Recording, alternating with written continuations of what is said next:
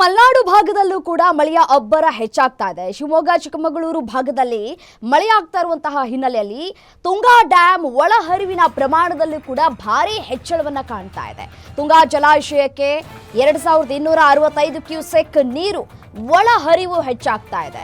ಒಳಹರಿವು ಹೆಚ್ಚಳ ಹಿನ್ನೆಲೆಯಲ್ಲಿ 2000 ಕ್ಯೂಸೆಕ್ ನೀರನ್ನ ನದಿಗೆ ರಿಲೀಸ್ ಕೂಡ ಮಾಡಲಾಗಿದೆ. 3.24 ಟಿಎಂಸಿ ನೀರಿನ ಸಾಮರ್ಥ್ಯ ಹೊಂದಿರುವಂತಹ ತುಂಗಾ ಡ್ಯಾಮ್ ಭರ್ತಿಯಾಗಿದೆ.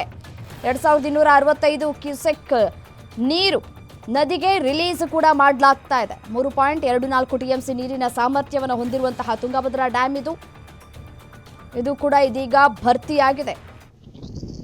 ನೋಡಿ, ದೃಶ್ಯದಲ್ಲಿ ಗಮನಿಸ್ತಾ ಇದ್ದೀರಿ ಯಾವ ರೀತಿಯಾಗಿ ಡ್ಯಾಮ್ ಕಂಪ್ಲೀಟ್ ಆಗಿ ಭರ್ತಿಯಾಗಿದೆ ಅಂತ ಹೇಳಿ.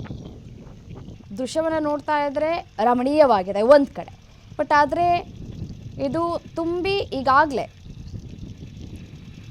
ಒಳ ಹರಿವು ಕೂಡ ಹೆಚ್ಚಾಗ್ತಾ ಇದೆ. ಸೊ ಹಾಗಾಗಿ ಡ್ಯಾಮ್ನಿಂದ ನೀರನ್ನು ಹೊರಗೆ ಬಿಡುವಂತಹ ಕೆಲಸಗಳು ಕೂಡ ಆಗ್ತಾ ಇದೆ. ಮತ್ತು ಸುತ್ತಮುತ್ತಲಿನ ಭಾಗದ ಜನರಿಗೂ ಕೂಡ ಮುನ್ನೆಚ್ಚರಿಕಾ ಕ್ರಮವನ್ನು ವಹಿಸುವಂತೆ ಮತ್ತು ತೆಗೆದುಕೊಳ್ಳುವಂತೆ ಈಗಾಗಲೇ ಸೂಚನೆಯನ್ನು ಕೂಡ ಹೊರಡಿಸಿದಂತೆ ಕಾಣಿಸ್ತಾ ಇದೆ. ತುಂಗಾ ಡ್ಯಾಮ್ ಒಳ ಹರಿವಿನ ಪ್ರಮಾಣದಲ್ಲಿ ಹೆಚ್ಚಳ ಆಗಿದೆ.